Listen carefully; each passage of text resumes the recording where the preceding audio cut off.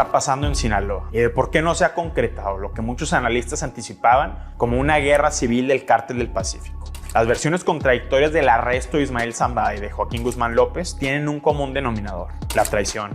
Sin embargo, esto no se ha traducido en una explosión inmediata de violencia en Sinaloa, la sede de un conglomerado criminal de familias que controlan la multimillonaria cadena de suministro de opioides sintéticos, principalmente fentanilo y metanfetaminas.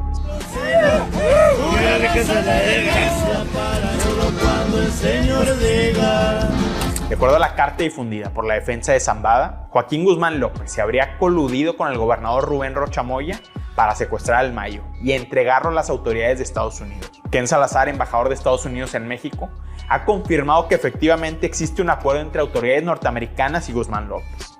Joaquín Guzmán voluntariamente se entregó. La evidencia que vimos nosotros es que el Mayo lo habían llevado así contra su voluntad. No hubo recursos de los Estados Unidos en esa operación. No obstante, Jeffrey Lichtman, abogado de los hijos de Joaquín El Chapo Guzmán, rechaza la aseveración de Salazar y niega categóricamente que su cliente haya establecido algún tipo de negociación con el gobierno de Estados Unidos. En cambio, Jack Riley, ex subdirector de la DEA, le dijo a la revista Proceso que la historia del supuesto secuestro de Zambada representa una cortina de humo para ocultar un acuerdo con las autoridades estadounidenses. Tanto Zambada como Guzmán López tienen incentivos para negar que entablaron negociaciones con Washington.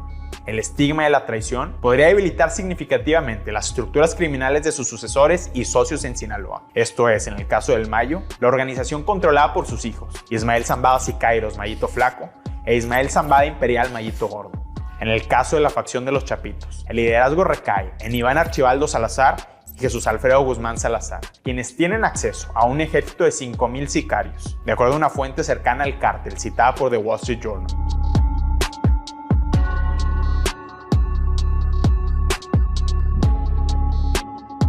Si la guerra no ha estallado en Sinaloa, es en parte debido a que el gobierno mexicano ha desplegado 3,000 elementos militares en el estado, incluidos cientos de soldados de fuerzas especiales. Sin embargo, el factor que mejor explica esta aparente pax narca es la falta de información. Los grupos criminales todavía están intentando discernir entre qué es verdad y qué es mentira en esta trama criminal. Pero mientras tanto, los Mayitos y los Chapitos se preparan para la guerra. The Wall Street Journal reportó que, de acuerdo a personajes en el terreno, estas facciones criminales están acumulando armamento y reclutando sicarios. En los últimos meses, las estructuras de seguridad de ambas organizaciones han sufrido golpes severos.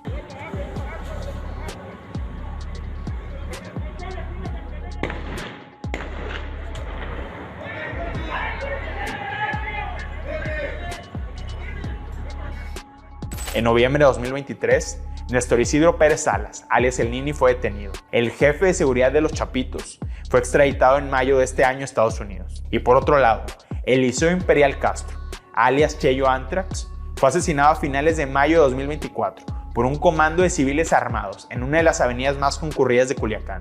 Cheyo Antrax era el líder de uno de los brazos armados más importantes del Mayo Zambada y era primo de Ismael Zambada Imperial, uno de los herederos del imperio criminal del Mayo.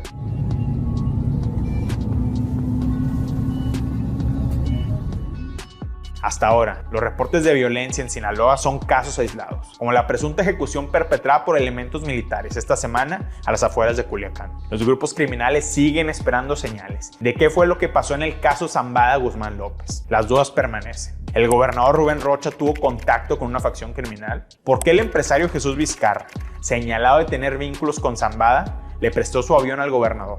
¿Vicente Zambada Niebla fue el broker de una negociación con el gobierno de Estados Unidos? ¿A dónde fue transferido Ovidio Guzmán López? ¿Un helicóptero AH-64E del ejército de Estados Unidos sobrevoló el aeronave donde viajaban Zambada y Guzmán López? ¿La Fiscalía de Sinaloa difundió un video falso sobre el asesinato de Héctor Melesio Cuen? La estabilidad en Sinaloa depende en gran medida de cómo sean respondidas estas preguntas.